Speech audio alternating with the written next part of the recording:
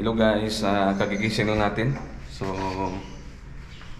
day off ko ngayon. So, nandito ako sa accommodation. Ako lang mag-isa.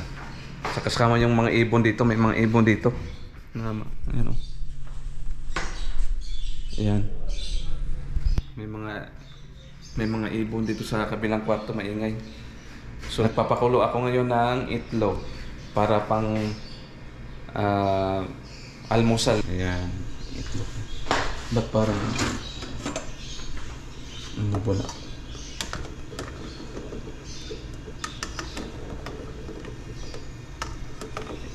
Ayan, itlog.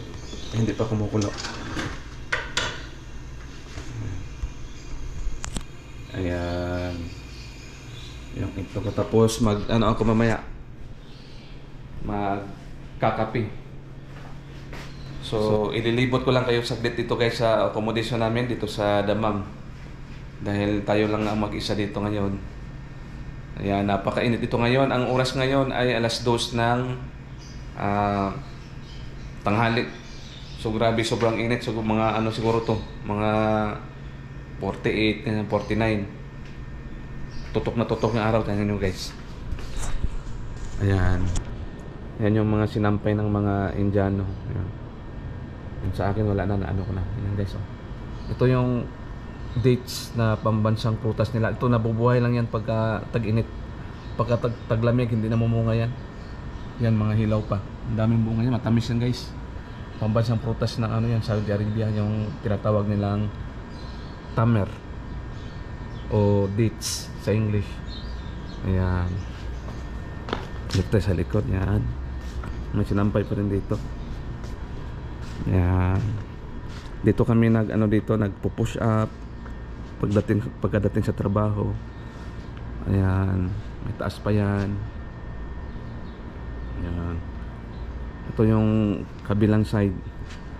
Tapos dito naman sa likod, dito.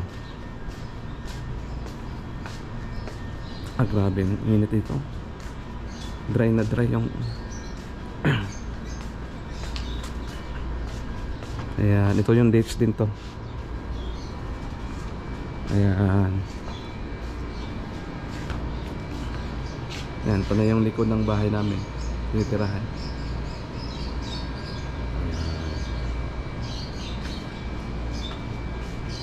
Ito. Ayan, maingay yung mga ibon dito.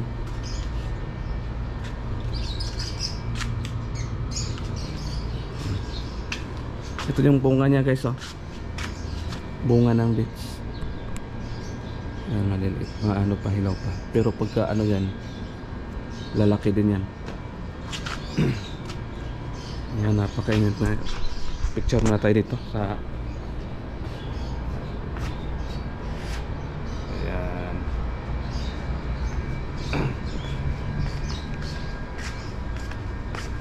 Pero kakaibang init dito ngayon. Hindi ka pinapawisan. Parang siya, walang humid. Pero grabe talaga, sobrang init, oh. Para mabiyak yung ulo mo sa init. Ayan. Tapos dito tayo sa harap ng bahay. Ayan. Ito yung CR namin dito. Tapos may CR din sa kabila. Ayan. Ayan, ito yung bag ko. Nilabahan ko yung bag kasi 2 taon nang hindi nalabahan. Ito yung kasama ko sa buhay. Tagal ng bag na to. Mula nung nagba-vlog ako, ito lang yung talagang bag ko kasi maliit lang siya, tapos madali lang siyang bitbitin. Ayan. May marami pa rin mga Ayan, medyo tuyo na. Diyan ko lang sinasampay kasama ng mga medyas. Ito sira na to eh. Hindi gumagana. Ayan. Ito yung ayan. Di pa ako naliligo. Mamaya pa ako maliligo pagka. Tapos yun, kalsada na yan dyan guys. Tapos ito yung dito kami magtatambay pagka kumakain. Ayan, ito yung mga service namin. Mamaya alis na naman yan mamaya. Ayan, mga service namin. Ito yung service ko na tinang ate kong may makapasyal ako mamaya sa lolo. Ayan, medyo may hangin pa naman. Ayan. Tapos dito kami kakain. Ayan, ito yung may ano pa dito sa taas. So, wag lang muna natin akyatin. Pwede rin tayo umakyat. Tingnan natin. Kung akyat tayo sa taas.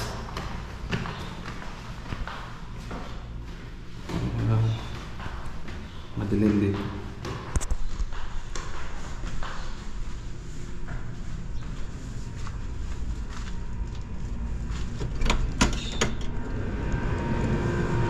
Ayan, yung taas dito guys. Oh. Ayan, sarap pala dito. Ayan yung rooftop. Rooftop. Aga. Sobrang init naman dito. Ayan o, yung rooftop ng bahay natin. Sobrang init. Baba na tayo.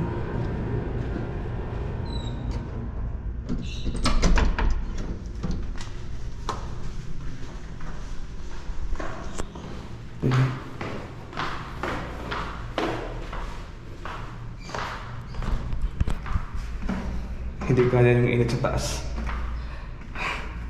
Grabe. Ayan, dito yung lalagyan namin ng mga sapatos. Medyo madilim nga lang. Ayan.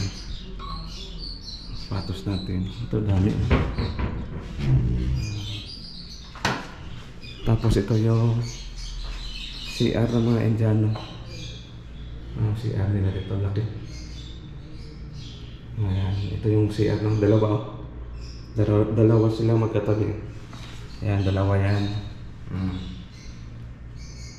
Tapos yung sa mga Pilipino naman dito. Yan, sa mga Pilipino yan. 4 kaming Pilipino dito guys. Tapos 8 Nepali. Tapos 2 Bangladesh. 2 Bengali. 2 Bengali at saka 2 Indiano. Tapos may mga Lebanese at Syrian.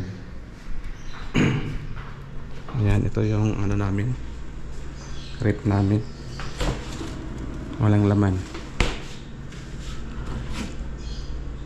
Ayan, walang laman din. Ito lang. Ito yung rice cooker. Ayan, ito yung itlog natin. Medyo luto na.